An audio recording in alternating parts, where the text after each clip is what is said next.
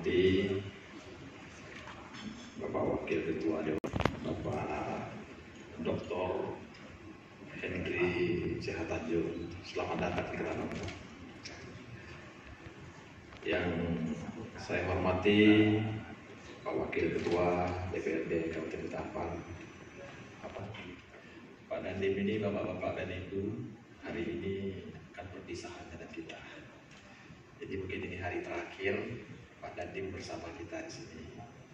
Di malam nanti akan ada acara perpisahan dengan Pak Dandim, Pak Suntara, dan kita. Sekaligus kalau Pak Gusti Yusri dan Pak Bangun masih di sini, kami juga mengundang untuk acara perpisahan beliau. Beliau ini cepat sekali karena seorang Adi Makayasa, jadi mungkin diperlukan di komando atas. Saya beri tepuk tangan untuk Pak Dandim. Yang saya hormati Ketua Dewan PWI Kalimantan Barat, Bung Gusti Yusri. Ini orang Tayan tapi bersilsilah dengan Ketapang lah. Jadi kalau Ketapang itu ibarat pulang ke kampung sendiri.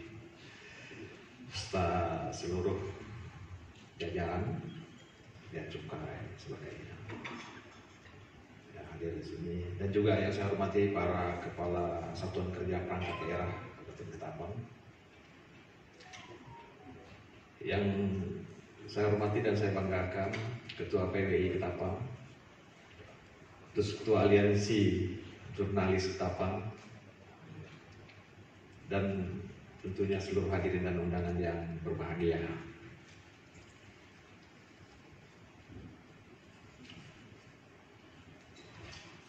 Mengawali sambutan ini, marilah kita panjatkan pujian dalam rangka memperingati hari ulang tahun kedua Aliansi Jurnalis Ketapang atau AJK, sekaligus pelaksanaan fokus Group Discussion FGD dengan tema kebebasan pers yang tidak bablas.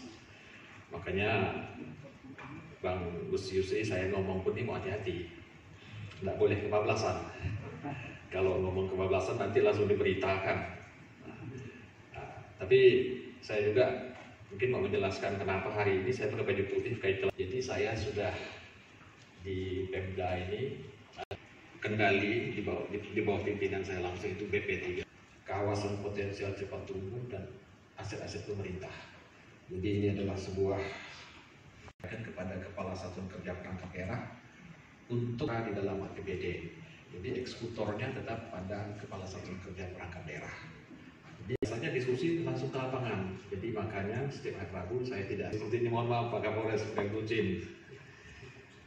Bapak Ibu yang saya hormati, di samping ada lembaga, ada juga sebuah lembaga yang dibentuk yang disebut TP3T, Tim Pertimbangan Percepatan. Semuanya akan kita lakukan kolaborasi kebersamaan untuk bersama-sama mendorong percepatan pembangunan di Kabupaten Ketapang.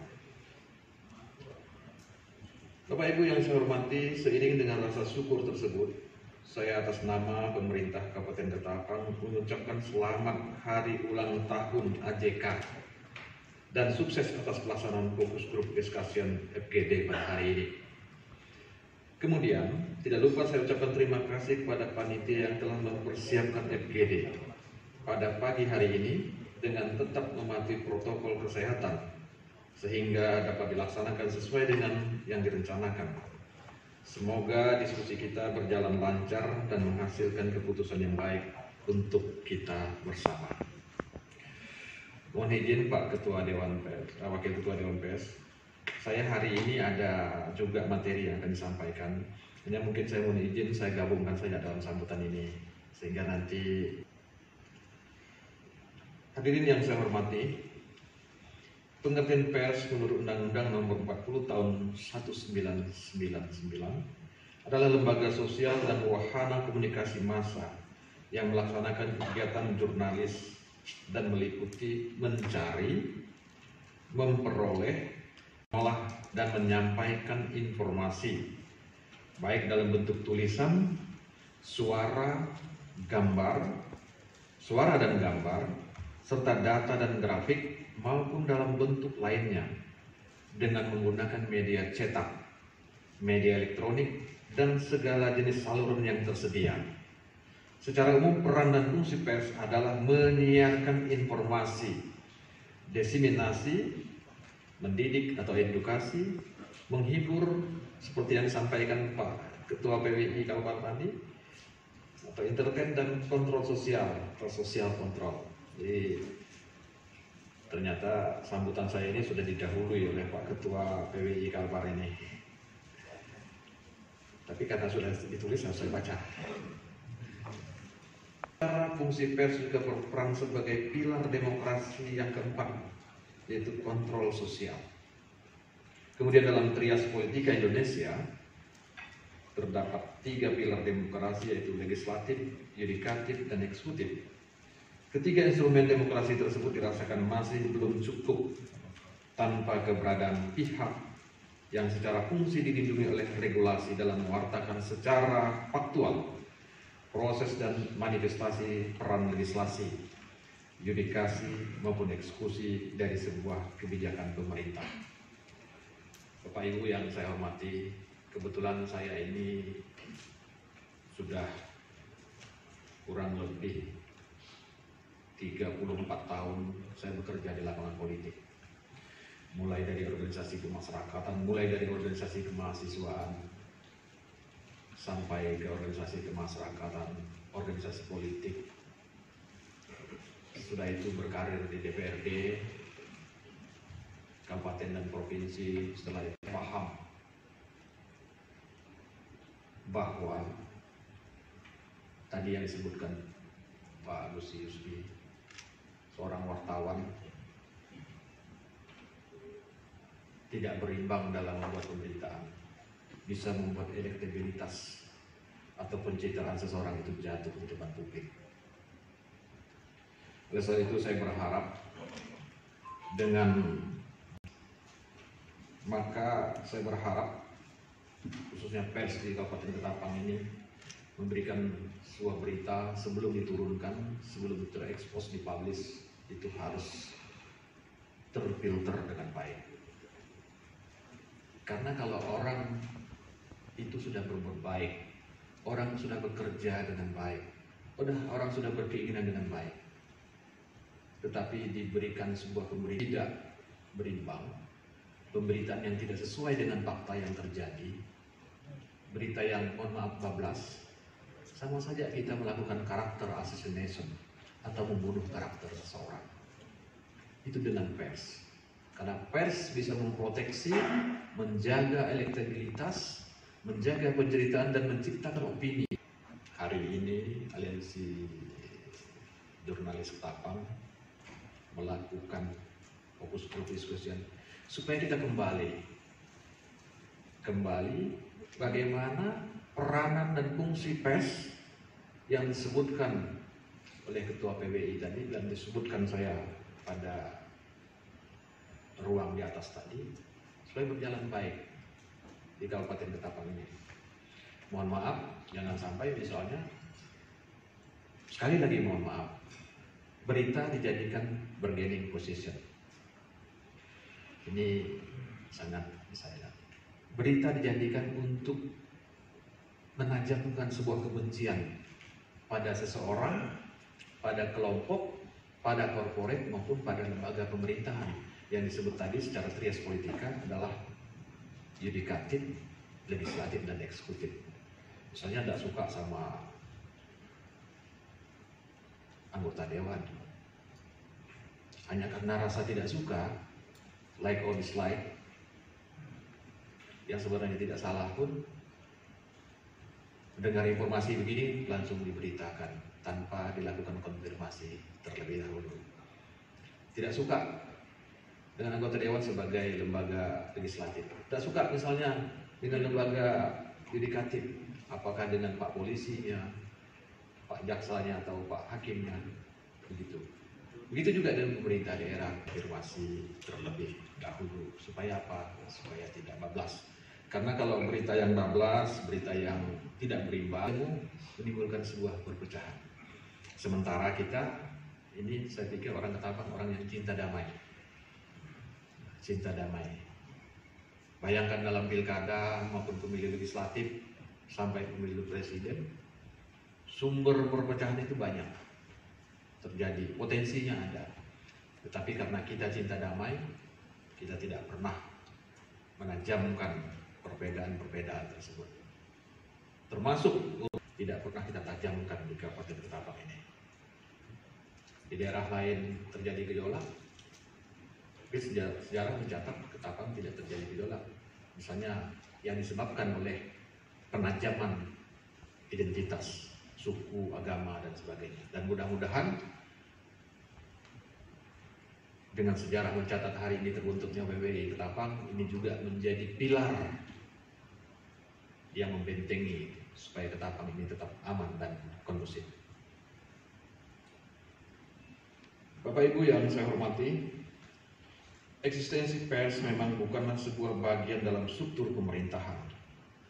Namun sumbangsih dan pengaruhnya dalam dinamika kehidupan berbangsa dan bernegara sangat signifikan. Walaupun dalam kenyataannya masih sering dipolitisir oleh berbagai pihak. Pemerintah Kabupaten Ketapang sangat mendukung dan mengapresiasi segala bentuk peran dan fungsi pers di Kabupaten Ketapang. Sebagai bukti konkretnya, pemerintah Kabupaten Ketapang tidak pernah melakukan pemberedelan ataupun melakukan tindakan-tindakan inkonstitusional terhadap dunia pers di Kabupaten Ketapang. Saya laporkan kepada Wakil Ketua 3 lembaga yang selalu bisa berhubungan. Yang pertama di Sekretariat Daerah itu ada yang disebut bagian Prokopim. Kalau dulu Umpro, Humas dan Protokol. Mana ini Kabak Prokopim? Silakan berdiri. Nah, ini orang yang kami tugasi, pemerintah daerah tugasi, silakan ibu. Yang pemerintah daerah tugasi untuk melakukan komunikasi. Apa yang dilakukan oleh pemerintah supaya itu bisa disampaikan ke publik. Sesudah itu ada juga Dinas Komunikasi dan Informasi. Ada tidak ya? Beliau masih di ini, tapi ada yang mewakili. Beliau masih. Ya, ini Kabit Pak Marianto. Kalau buka masker kumisnya tebal ini. Pimpinannya, kepala dinasnya masih ada sedikit gangguan kesehatan, masih berobat di Jogja, Pak Nugroho. Pak Nugroho dulu pernah satu kantor dengan Pak Yudo Sudarto di Keterangan. Silakan duduk Pak. Kominfo, data-data elektronik dan sebagainya, informasi bisa dengan Kominfo. Dan satu lagi, supaya kita ini perkembangan politik, bagaimana merekat kesatuan bangsa dan sebagainya, menguatkan ideologi bangsa, kita ada sebuah lembaga yaitu Badan Kesbangpol, Pak Andre Sardi,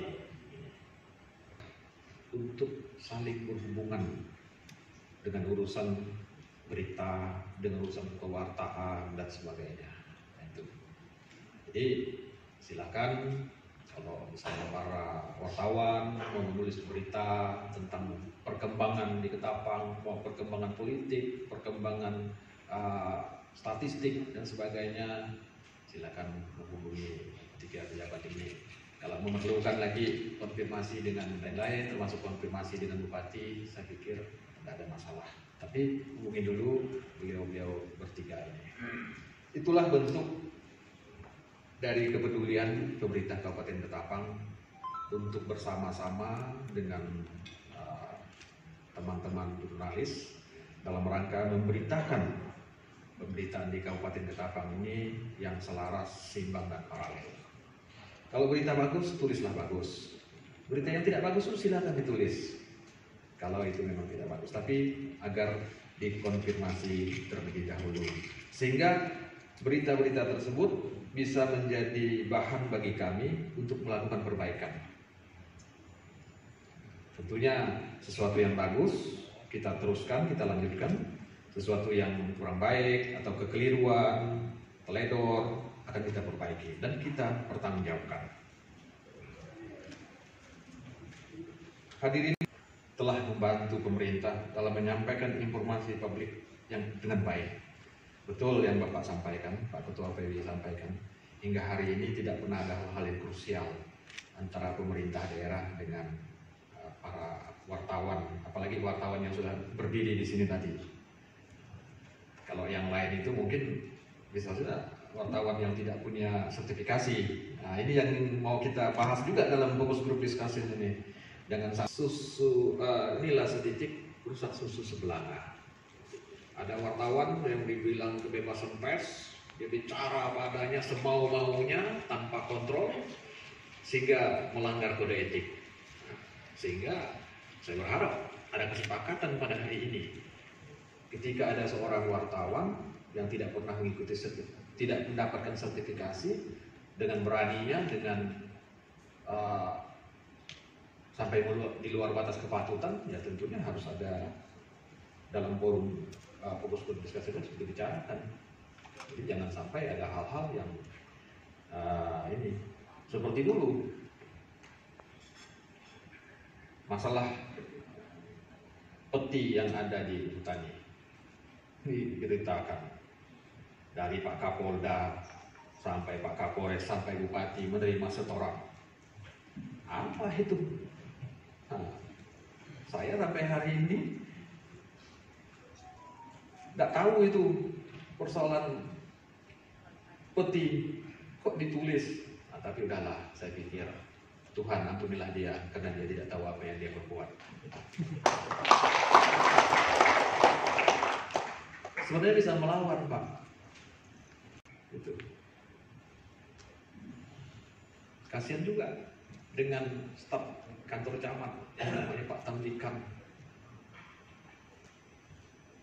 Dibilang ngomong begini, padahal dia tidak ada ngomong. Nah, itulah yang terjadi pada masa lalu. Dan saya pikir wartawan yang menulis berita itu sangat jauh dari memiliki sertifikasi. Nah, dalam fokus grup seperti ini kita harus kembali ke habitus awal. Bagaimana peran seorang wartawan dalam memberitakan berita yang berimbang, selaras, seimbang, dan paralel. Ini kita berharap dalam fokus grup diskusi ini.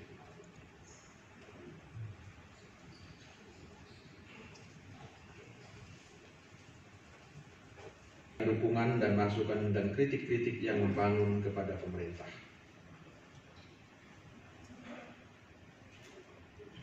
Pak Ketua Dewan Pers,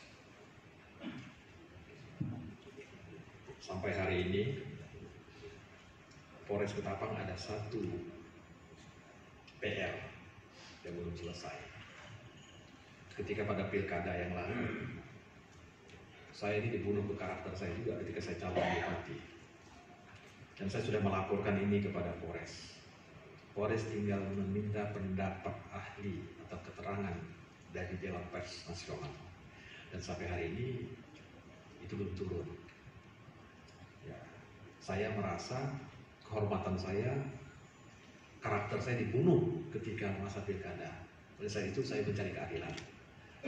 Mungkin saya minta itu bisa di follow up.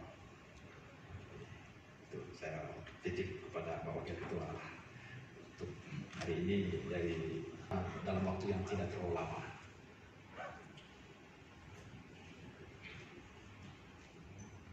Hadirin yang saya hormati, 5% itu ya karena dirusak oleh mereka-mereka yang tidak punya sertifikasi, yang suka menjadikan berita sebagai bargaining position.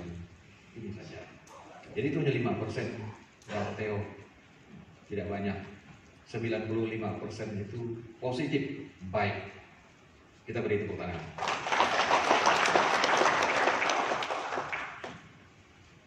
Menurut saya, insan pers di Ketapang, khususnya yang tergabung dalam AJK, sudah sangat profesional. Kami memandang edukasi itu menjadi kewajiban bersama. Misalnya melalui kegiatan seperti ini. Jadi kalau tadi yang dibawa aliansi jurnalis, ada yang itu karena mungkin sentuhan literasi literatur. Jadi dengan momen hari ini dan dengan dibentuknya wadah bisa untuk memberikan mereka pencerahan dan pengetahuan lebih baik. FGD hari ini bisa dilaksanakan atau sejenis seminar lah. Pemerintah Kabupaten Ketapang akan mendukung program tersebut. Nah, jadi kalau ada kegiatan-kegiatan untuk pemberdayaan, peningkatan kapasitas atau capacity building wartawan, silakan hubungi Kabak Prokopim. Kalau misalnya untuk lebih mengedepankan pengetahuan tentang ilmu dan teknologi komunikasi, bisa dengan Dinas Kominfo. Juga kalau untuk jenis bagaimana penguatan ideologi dan sebagainya, Satuan Bangsa, bisa dengan ini. Kita bisa tampung itu di dalam APBD. Tetapi proses APBD ini kan panjang. Mulai dari musrenbang desa, kecamatan, kabupaten, masuk ke RKPD, rencana kerja pemerintah daerah, baru bisa masuk di dalam APBD. Jadi kalau misalnya bulan depan akan kita laksanakan, langsung kita usulkan untuk mendapat pembiayaan dari pemerintah, saya pikir tidak bisa. Jadi kita melalui mekanisme pengusulan baru bisa ditampung di APBD. Saya pikir tidak ada masalah pemerintah membiayai kegiatan-kegiatan positif untuk kepentingan daerah.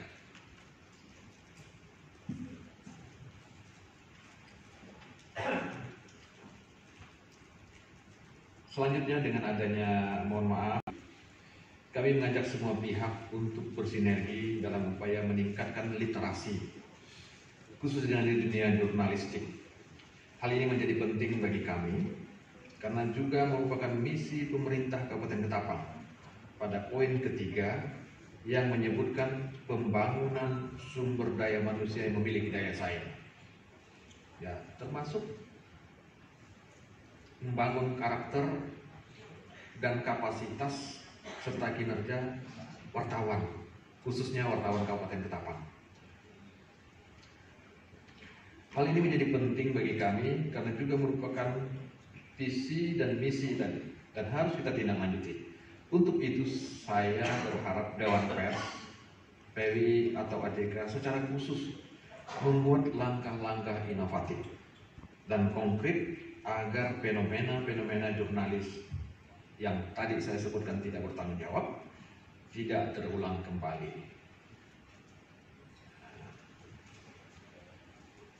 Hadirin yang saya hormati, pemerintah Kabupaten Ketapang akan selalu berkomitmen terhadap keterbukaan informasi publik atau KIP di Kabupaten Ketapang berdasarkan amanat Undang-Undang Nomor 14 Tahun 2008 tentang keterbukaan informasi publik dalam pasal 28 huruf F Undang-Undang Dasar Negara Republik Indonesia tahun 1945 yang menyebutkan bahwa setiap orang berhak untuk berkomunikasi dan memperoleh informasi untuk mengembangkan pribadi dan lingkungan sosialnya, serta berhak untuk mencari, memperoleh, memiliki, dan menyimpan informasi dengan menggunakan segala jenis saluran yang tersedia.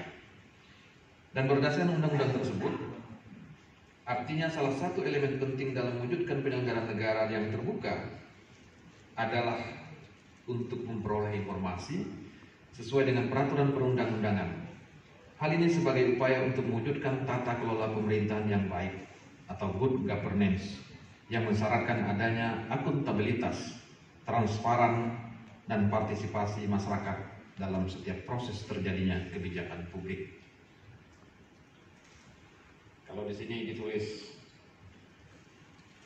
akuntabilitas, transparan, partisipasi masyarakat, dan normatif. Jadi transparan, akuntabel, normatif, serta mendapatkan partisipasi masyarakat. Biasanya kita ada public hearing dan sebagainya. Bapak Ibu yang saya hormati, saya mau bercerita sedikit tentang rencana-rencana. Pertama saya memimpin bersama Pak Prapto, kita masih memfokuskan bagaimana membuka akses sampai ke tingkat desa. Jadi seperti di Kecamatan Hulu Sungai, misalnya Desa Begiji Darat, dulu tidak pernah ke Begiji Darat itu bisa jalan darat. Pak Bupati, kalau daerah-daerah yang masuk kawasan hutan, dan di dalam kawasan hutan itu ada perkampungan masyarakat, kita wajib untuk membuka isolasi. Tetapi pasti Pak Bupati tidak berani, karena itu masuk kawasan. Itu biar kami yang kerja. Kami buka dengan karya bakti TNI, dan nanti daerah membuat perizinannya, apakah pinjam pakai atau sejenis pelepasan kawasan.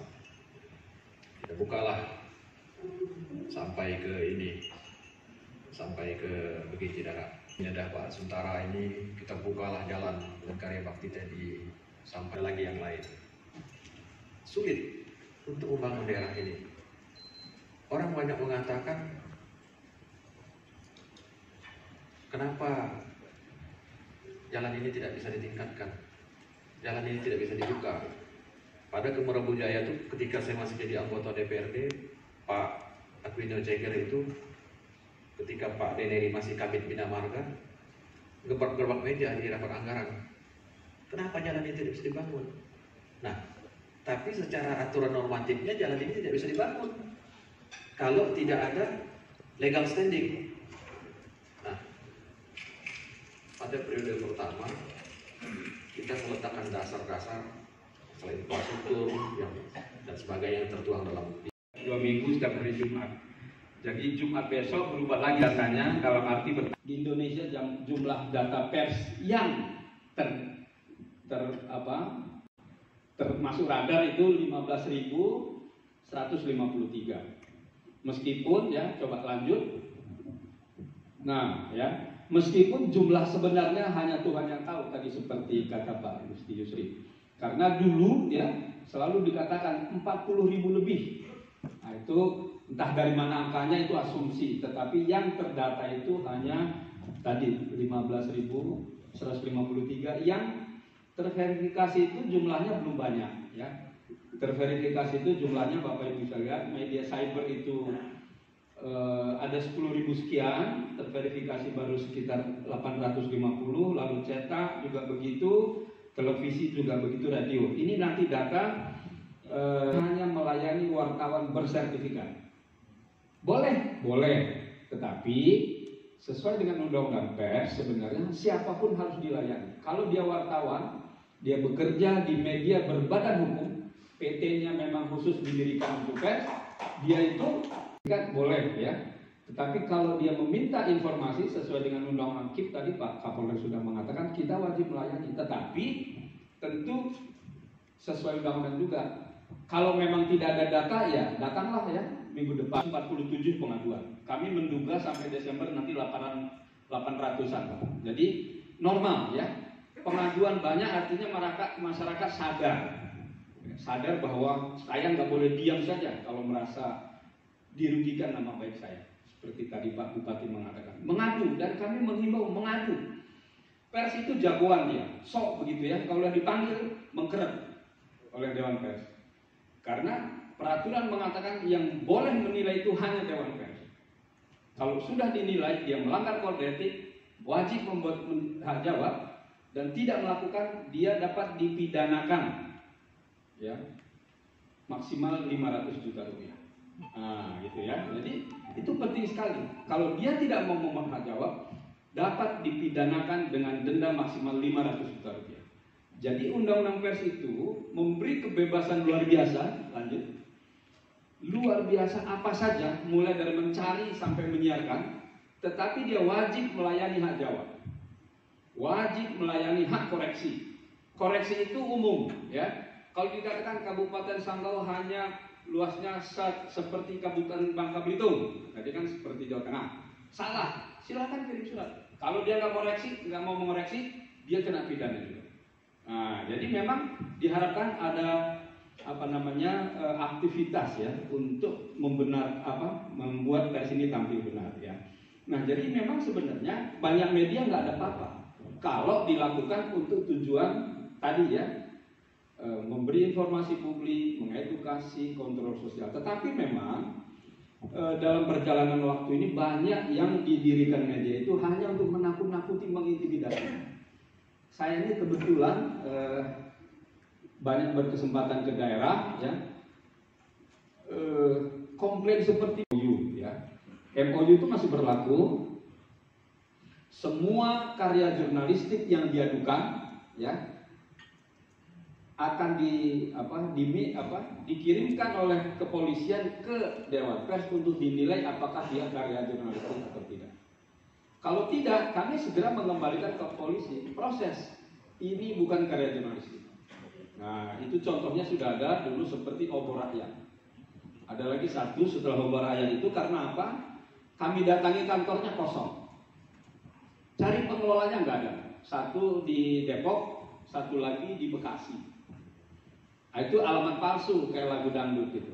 Tapi ini akibatnya apa? Membedakan dia karya jurnalistik atau bukan. Nah gitu ya. Jadi sebetulnya nggak sulit itu ya. Dan saya berapa kali ditelepon dari beberapa Kapolres, dari Gorontalo ya, dari Ciamis. Saya bilang, Pak, udah Bapak nggak usah repot-repot, kirimkan aja ke kami, nanti kami yang akan merekomendasi. Daripada sibuk meneliti ini apa karya jurnalistik atau bukan, biarkan Dewan Pers yang menilai. Nah ini ya, jadi Bapak Ibu sekalian, memang media-media yang tadi saya sebut media yang didirikan untuk cari uang itu ciri-cirinya gampang. Dia biasanya menampung press release, ya kan? Dia nggak pernah ke lapangan, jarang. Atau ke lapangan hanya untuk memframe, untuk membuat berita yang itikat buruk. Ya, ada kasus nih sedang ramai di Banten. Mereka datang ke sebuah pabrik melanggar limbah, ya. Lalu dicari gara-gara, lalu dibuat berita. Nah, mengadu ke Dewan Pers. Nah itu sering sekali. Yang namanya pemerasan terhadap usaha itu juga banyak. Ya. Nah dia biasanya ini tujuannya memang minta uang dulu, nggak dikabulkan, bikin berita. Nah gitu ya. Jadi tidak berimbang. Ya. Bahkan ada yang mengadu ke Dewan Pers minggu lalu, seorang kepala sekolah mulanya datang 3-4 orang sebagai LSM, minta pekerjaan memasok pasir dan batu bata, nggak dikabulkan. 3 hari kemudian datang sebagai wartawan, kalau nggak ngasih uang saya bikin berita, dan keluar berita. Nah jadi dari LSM jadi wartawan. Nah ini juga nggak boleh, karena kode etik profesinya berbeda. Wartawan dengan pengacara, kode etik profesinya berbeda. Kalau pengacara kan boleh bohong. Kliennya begini-begini, dia benarkan itu. Kalau kita kan nggak boleh, karena apa? Pers itu bekerja untuk publik. Kalau ibarat kasarnya, Tuhan dia itu publik, masyarakat harus dia layani. Nah jadi makanya kami sering, inilah penumpang gelap kemerdekaan pers. Penumpang gelap. Jadi Bapak Ibu sekalian ya, tadi Pak Yusman ini sudah bercerita mengenai Orde Baru. Saya menjadi wartawan itu dari 82. Saya pensiun kemarin di Kompas tahun 2018. Dulu itu memang susah bekerja itu. Jadi kita bekerja keras. Intimidasi jalan terus, bekerja juga capek, fisik maupun mental.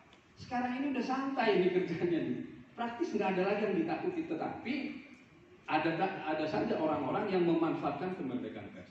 Jadi maksud saya, yang sungguh-sungguh ini kasihan, akhirnya tersisih ya di banyak event itu di DPR pusat ya, DPR RI itu ada 1000 wartawan meliput. Yang sungguhan wartawan tuh nggak sampai 100.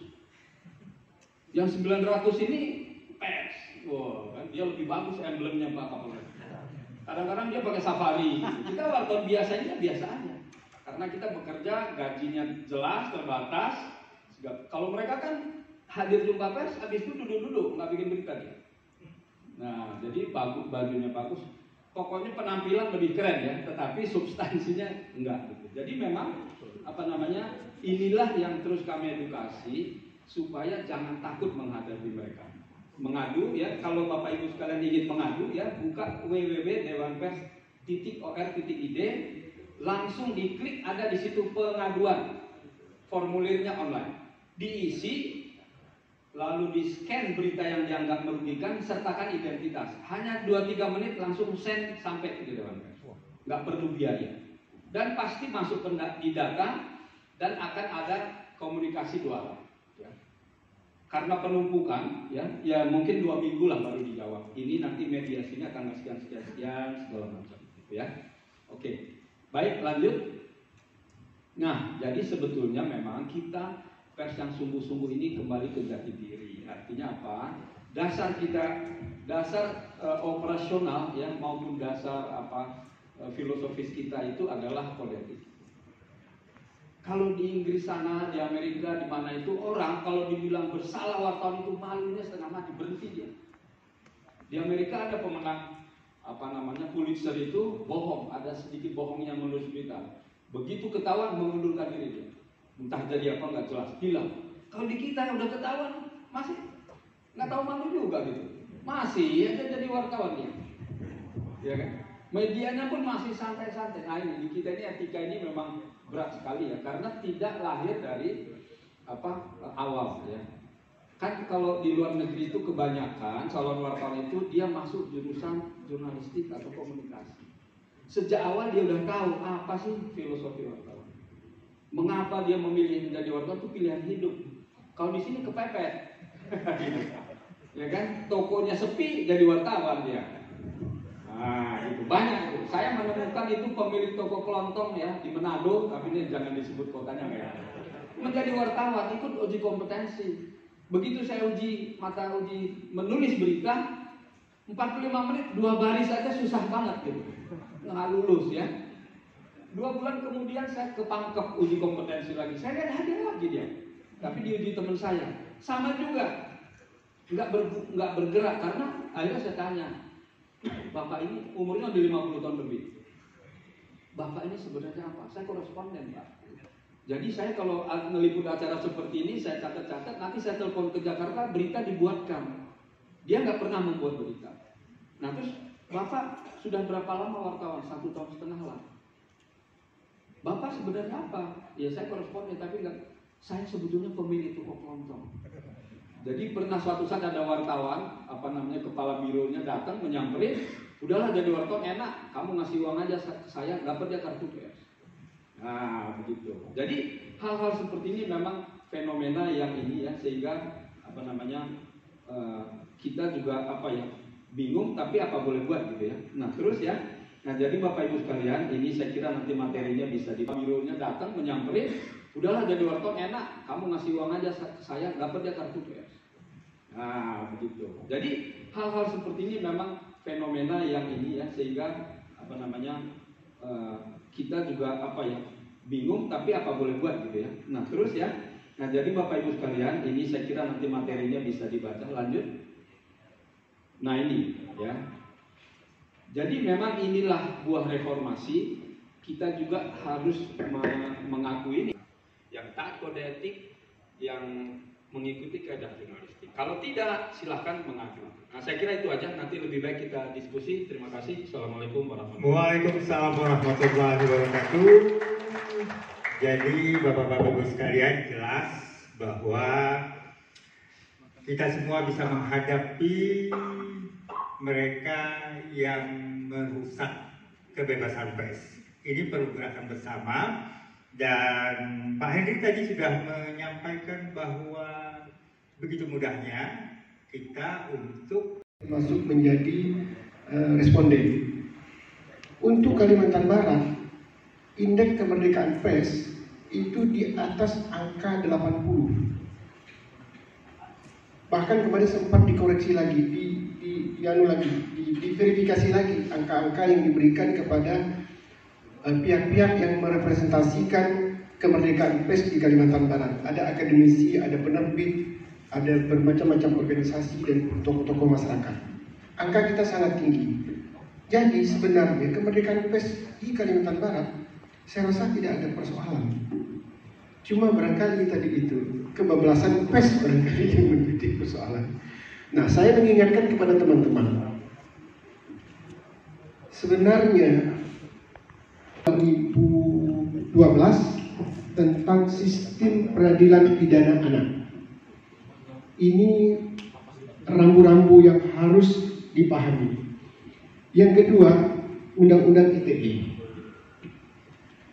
Maaf Pak Kapolres, di beberapa tempat kadang-kadang karena ada perasaan bersahabat atau bagaimana, kita melihat banyak sekali pemberitaan-pemberitaan dari teman-teman wartawan yang melanggar undang-undang itu. Ada juga salah pemahaman dari teman-teman. Oh, kita punya hak tolak. Hak tolak itu bukan hak yang serta-merta kita tolak. Dipanggil polisi kita tolak. Saya punya hak tolak. Implementasinya bukan demikian. Sebagai warga negara, dipanggil polisi harus datang. Tetapi kadang-kadang, termasuk saya lihat di Polda pernah ada pengalaman, ada pemberitaan di sebuah media, pimpinannya dipanggil, dia menjawab, saya punya hak tolak. Saya pikir tidak demikian implementasinya, saya punya hak tolak. Nah, ya kadang-kadang ya teman-teman ini karena berteman satu sama lain lalu ya saling dukung, saling apa. Nah, karena itu saya kemarin ada peristiwa di Sintang. Kalau itu tidak ada kaitannya dengan kasus PES, tetapi itu adalah kasus pemerasan murni oleh oknum wartawan di sebuah SPBU yang kemudian jadi geger se-Kalimantan Barat, dan saya merasa sangat malu karena peristiwa pemerasan itu terjadi pada hari PES nasional tanggal 9 Februari. Persis hari itu juga saya ikut Zoom meeting bersama Bapak Presiden dan tokoh-tokoh PES nasional termasuk Pak Henry Bangun. Saya malu sekali rasanya. Karena hari itu biasanya kita bersenang-senang, tetapi pada hari itu saya dikerumuni oleh wartawan, ditanyakan bagaimana soal pemerasan wartawan di Sintang itu. Dan kita tidak mentoleransi. Saya langsung telepon Pak Kapolresnya, saya meminta kepada Pak Kapolres untuk memproses itu sebagaimana undang-undang yang berlaku. Nah, walaupun pada gilirannya saya pula yang diadili oleh teman-teman dari wartawan pemeras dari penerbit yang tidak jelas, yang meminta kepada saya untuk bicara agar kepolisian juga harus menuntut, mengusut kenapa mereka sampai meras. Minta saya supaya bicara dengan kalimat begini, oknum ketua PWI. Saya jadi oknum kan. Jadi dengan kalimat-kalimat yang ini, saya selalu mengilustrasikan begini. Saya ini lebih dari 32 tahun, 35 tahun menjadi wartawan. Yang pekerjaan saya memainkan kata-kata. Kata-kata yang tidak bagus jadi bagus, dan seterusnya. Jadi kalau saya dimainkan dengan kata-kata, saya juga sangat paham. Nah, jadi saya pikir ini hanya bagian kecil dari diskusi kita. Saya mengingatkan kembali kepada rekan-rekan wartawan bahwa ingat ada 2 undang-undang itu, barangkali nanti ada perlu sesi tersendiri membahas mengenai undang-undang sistem peradilan pidana anak yang di dalamnya sangat bersentuhan dengan dunia wartawan. Bahkan bukan hanya wartawan, tetapi juga kepolisian, kejaksaan, bahkan pengadilan sendiri ada diperintahkan hal-hal tertentu di dalam undang-undang ini apabila lalai dalam menerapkannya. Ya. Billahi taufiq wal hidayah. Wassalamualaikum warahmatullahi wabarakatuh. Theo akan memaparkan kondisi kehidupan jurnalistik di Kabupaten Ketapang, dan saya memanggil senior saya Gusti Yusri ini sebagai abah kalau kita di kantor. Kami dulu sama-sama di Pontianak Pos. Dan Yusri mungkin akan melihat potret, memotret materi. Silakan.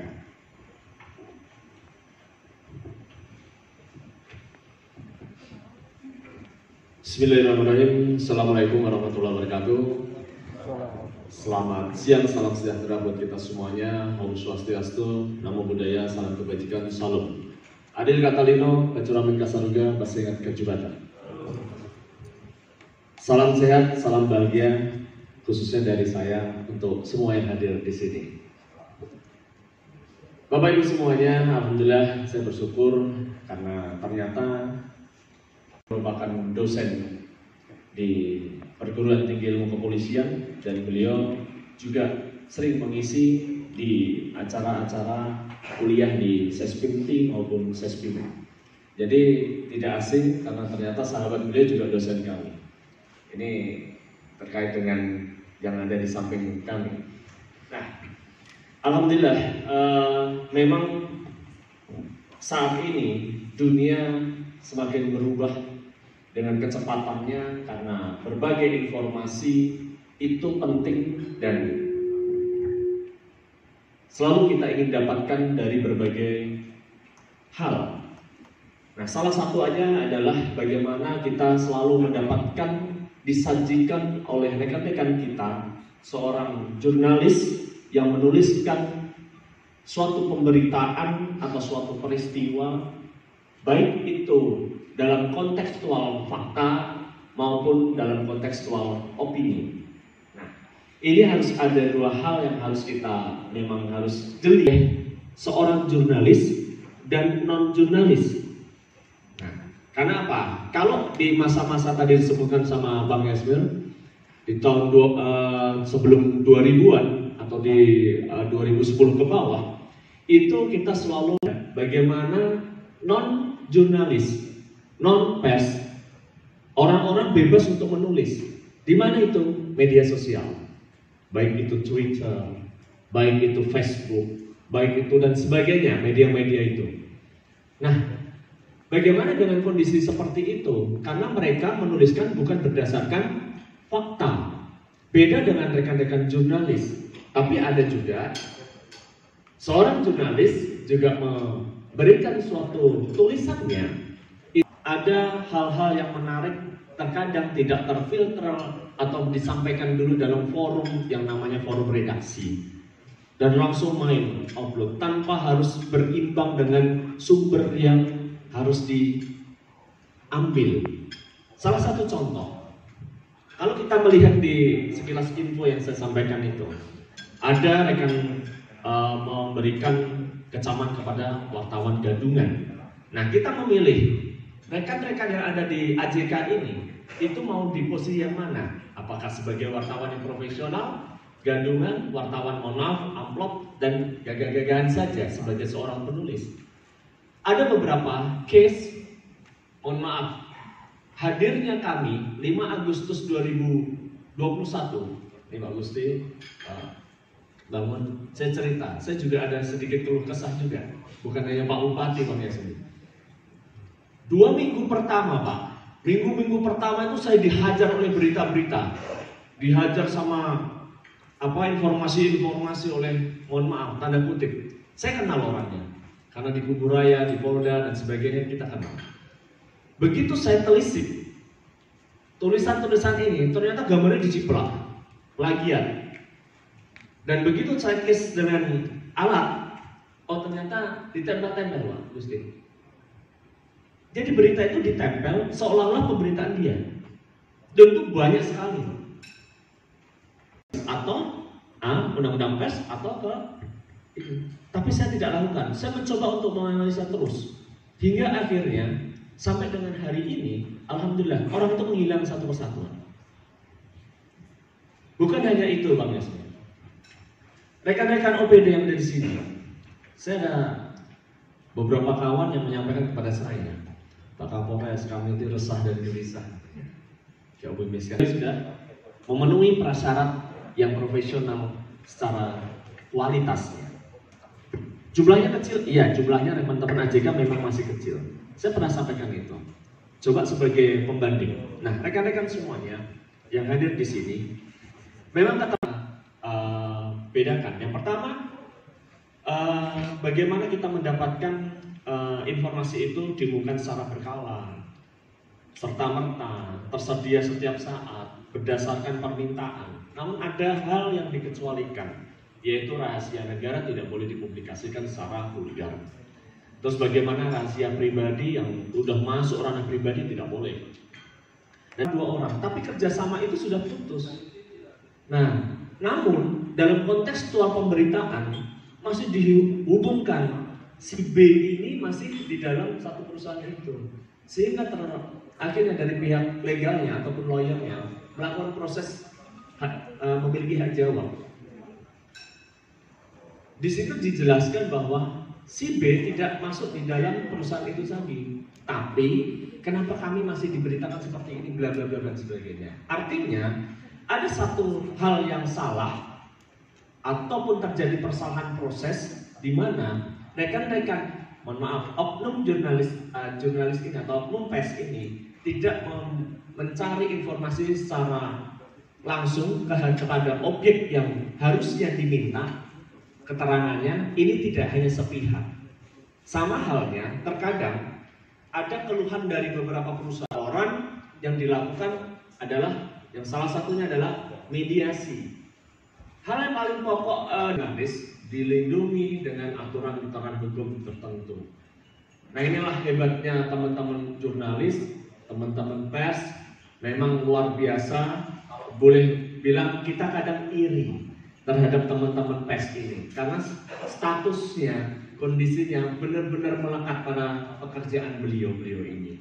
Nah, bagaimana kalau ada permasalahan atau sengketa informasi publik seperti yang disampaikan kepada Pak Bupati tadi, case-nya tadi sampai dengan hari belum ini kan, suratnya sudah Pak Bangun, saya sudah cek ke Kasat Reskrim, suratnya sudah, namun kita belum mendapatkan feedbacknya. Nanti saya langsung sounding satu-satu ke Pak Bangun.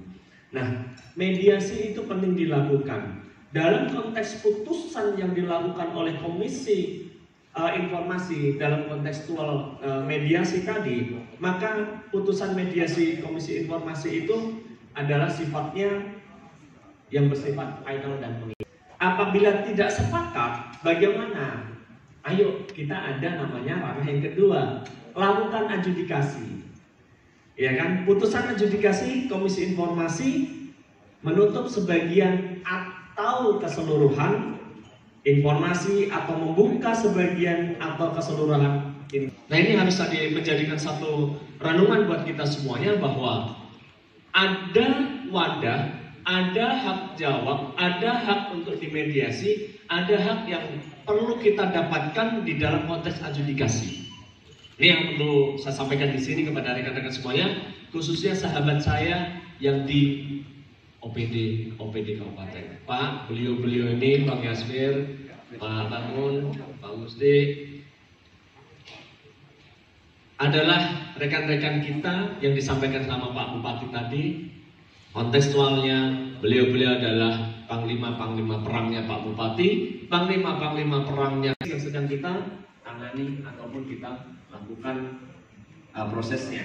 Nah, ini rekan-rekan semua, ya kan, hoax dan berita yang lainnya itu perlu disampaikan nggak? Tidak, seperti itu. Nah, berita-berita yang terkonfirmasi ini mereka tampung, mereka tulis dengan kaidah-kaidah dan etika jurnalis yang melekat pada dirinya masing-masing insan pers ini.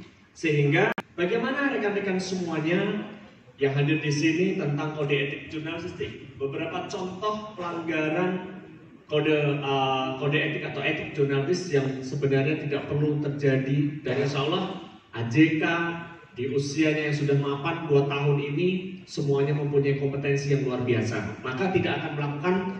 Yang pertama adalah tidak cover both side, tidak uji informasi, beri mencampur fakta dan opini, tidak boleh. Harus benar-benar beritanya yang benar-benar balance gitu ya. Itu kebenaran jurnalistik dibatasi ruang dan waktu. Yang saya sampaikan tadi bahwa di dalam proses penulisan harus kata ada praduga tak bersalah. Artinya konstruksi membangun pers di wilayah Kabupaten Ketapang, saya mengatakan the bubble theory. Kenapa? Ada kompetensi wartawan dengan teori yang coba saya piramida ini harus memenuhi prasyarat ini. Kita di tataran yang pertama, kedua, dan ketiga. Nah, bagaimana itu? Kita harus memenuhi skillnya. Bagaimana peliputan 6M, yaitu mencari, memperoleh, memiliki, menyimpan, mengolah, dan menyampaikan informasi serta melakukan riset atau investigasi dilanjut dengan penggunaan alat dan teknologi informasi, serta analisis dan arah pemberitaannya mau kemana. Ini yang paling penting. GD yang diadakan AJK kali ini, Pak. Ya, hari ini alhamdulillah acara GD berjalan lancar. GD ini kita laksanakan dalam rangka memperingati AJK dan juga kita rangkai dengan pelantikan pengurus PBI Ketapang yang baru dilantikan ini. Tentunya dari GD ini kita berharap akan mendapatkan output yang mana memang rekan-rekan yang hadir pada hari ini yang berani yang berani untuk menampilkan diri, melaporkan pihak-pihak yang mengatasnamakan jurnalis tetapi kerap melanggar kode etik jurnalistik. Kita berharap memang AJK dan PBI dapat bersinergi untuk membangun iklim jurnalistik di Ketapang yang semakin profesional dengan program-program depan yang mungkin akan kita laksanakan, termasuk salah satunya mengagendakan kegiatan UKW di Ketapang. Dan yang paling penting kami berharap Pemda juga sebagai pihak terkait dapat mengupdate pengetahuan para PBI untuk mengetahui menyelesaikan mana oknum pers yang mengaku wartawan tapi tidak dengan kode etik dan mana pers yang memang profesional. Menurut seyogyanya memang perkembangan dunia pers dapat membantu perkembangan Ketapang, tetapi juga tidak kita pungkiri bahwasanya memang banyak penumpang gelap yang mengarah keuntungan lah dari profesi pers ini. Seperti kita tahu juga yang Dewan Pers sampaikan bahwasanya memang banyak pihak-pihak yang menganalogikan bahwa profesi pers ini sebagai profesi yang kepepet, karena mungkin dapat dengan mudah dapat keuntungan pribadi. Seperti saya sampaikan bahwasanya para pihak mungkin tidak takut melaporkan pihak-pihak yang mengatasnamakan pers dan juga pihak-pihak yang mengaku sebagai jurnalis tetapi melakukan tindakan-tindakan kriminal seperti pemerasan, pengancaman, intimidasi dan lain sebagainya. Untuk itu tadi telah disampaikan bahwasanya pihak Polres Ketapang siap menerima aduan, pihak Dewan Pers siap menerima aduan. Tinggal kita ayo sama-sama berani untuk membuat iklim pers di Ketapang semakin profesional. Dan AJK juga siap memberi donasi pada pihak-pihak yang memang merasa ingin untuk mengupdate pengetahuan soal jurnalistik.